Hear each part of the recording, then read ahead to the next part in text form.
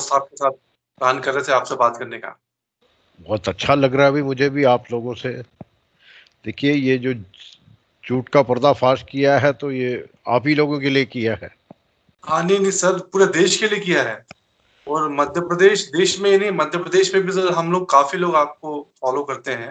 और हाँ, जो ट्रूथ आप पूरे देश के सामने लेके आए हैं, हाँ, ये बहुत जरूरी था पूरे देशवासियों को समझने के लिए।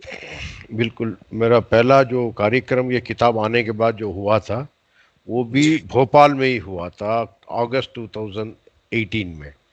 वो ओके। यूथ कौन सा वो एक फंक्शन होता है बहुत बड़ा, या आशुतोष वगैरह उसमें जुड़े हुए हैं, काफी बड़ा प्रोग्राम था। जी कॉलेज के बच्चों के साथ हुआ था वो, जी हाँ, जी हाँ, जी हाँ, जी हाँ, जी हाँ। या तो राजीव सर गांधी इंस्टीट्यूट।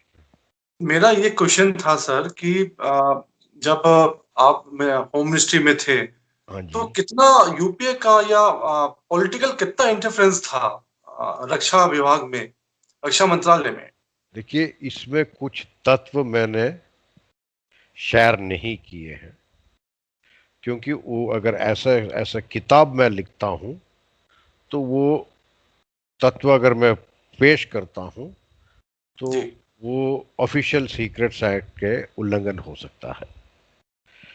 इतना लिखने के बाद भी और भी कुछ है। जी तो हमारे किसी वकील दोस्त ने एक सुझाव दिया है, गणेश इच्छा वो भी संपूर्ण होगी। उन्होंने कहा इसी चीज को आप एक फिक्शन तरीके से लिख दो और डाल दो कि डिस्क्लेमर।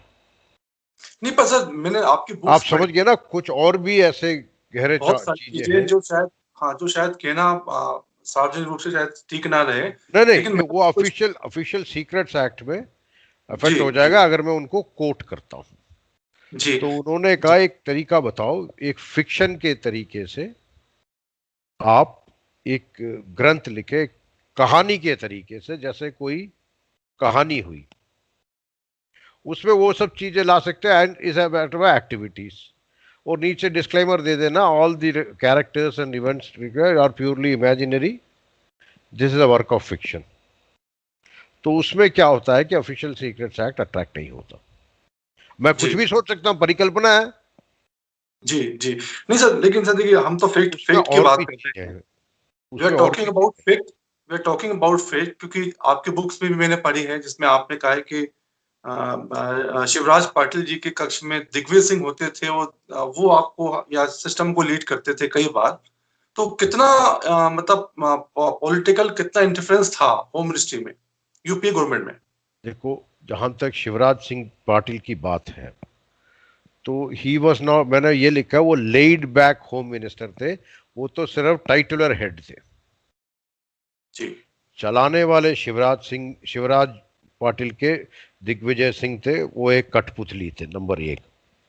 जी और एक और बहुत ही महत्वपूर्ण बात बताता हूं, तत्कालीन गृह सचिव का जो पुत्र था वो रॉबर्ट वाड्रा का बिजनेस पार्टनर था। जी। ओके। समझ गए? जी जी जी जी जी। तो मैं अभी ये मैं बाहर नहीं बोल सकता, मगर एक अगर जी मैं काल्पनिक तरीके से एक किताब लिखता हूं, एक फिक्शन लिखता हूं, एक कहानी लिखता हूं, उसमें ये और भी चीजें बाहर आएगी।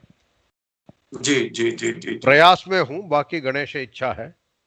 ये तो तो सर सिर्फ ये, मैंने ऑथेंटिसिटी के साथ दिया है ताकि कोई चैलेंज ना करे। सर भगवा आतंकवाद का जो मुद्दा हमने यूपी गवर्नमेंट से शुरू देखना सुना सुनने को मिला, इस काल्पनिक थ्योरी को लाने वाला कौन था? क्या दिग्विजय दिग्विजय सिंह सिंह। थे? दिग्विजय सिंह। जी जी जी। तो वो किस तरह से, उनको क्या, उनका किस तरह का स्वार्थ था सर? अरे, वो जो मैं काल्पनिक चीज लिखता हूं ना उसमें लाऊंगा मैं अच्छा।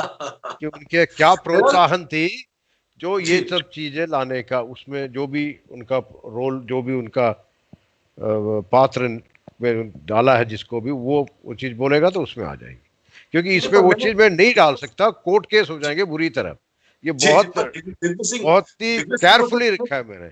आपने जी देखा जी होगा मैं हर चीज जो डाला है पार्लियामेंट क्वेश्चन के जवाबों में मैंने रिलाई किया, इसलिए कि वो पब्लिक डोमेन में अवेलेबल है। जी जी। तो सर मेरा ये था कि जैसे दिग्विजय सिंह साहब, मैंने कई बार देखा है कि कई प्लेटफॉर्म पे उन्होंने भगवा आतंकवाद की बात करी, हिंदू आतंकवाद की बात करी, साध्वी प्रज्ञा को बुरी तरह से घेरा। एक भोपाल में मिनट, भी लोकसभा का चुनाव जो था दिग्विजय सिंह और प्रज्ञा के बीच में ही था। हालांकि साध्वी प्रज्ञा बड़े प्रचंड बहुमतों से वहां जीती थी, यहाँ पर जीती थी। तो मैं उपस्थित था 3 मई 2019 को। जी देवांजन जी ने मेरा एक प्रेस के साथ मीट रखा था, मैं उधर पहुंचा था। हिंदी अनुवाद का, इस किताब का हिंदी अनुवाद लाते हुए, हालांकि वो 2019 अप्रैल में लॉन्च हो गई थी, परंतु हमने हिंदी अनुवाद का जो मध्य प्रदेश में एक मीडिया के साथ हमने एक बातचीत की